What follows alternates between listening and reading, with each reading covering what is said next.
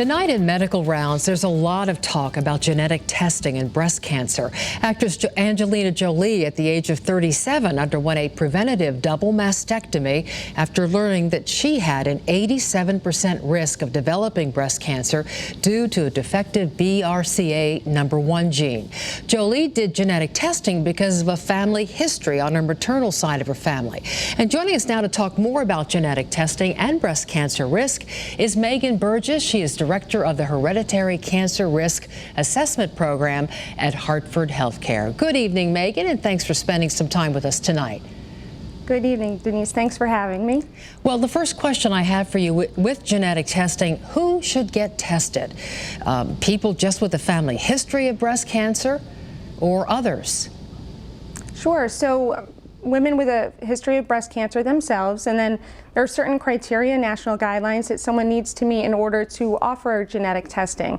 So for example, early onset cancers under age 50, rare cancers like ovarian and pancreatic cancers, male breast cancer. So there are certain guidelines that we follow. Okay, and how is genetic testing done? I'm imagining they draw blood perhaps, and how soon do you get the results?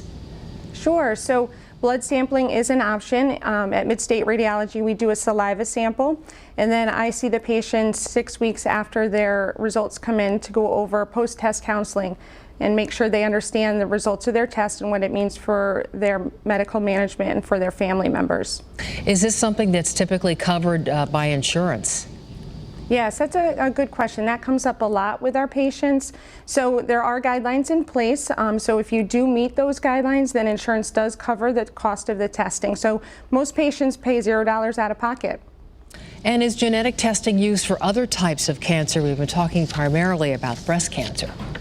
Sure. So yes, for example, we test for 35 genes that check for the 8 most common types of hereditary cancer. So that's breast, ovarian, colon, uterine, pancreatic, prostate, and melanoma. So it does extend further than just the breast cancer.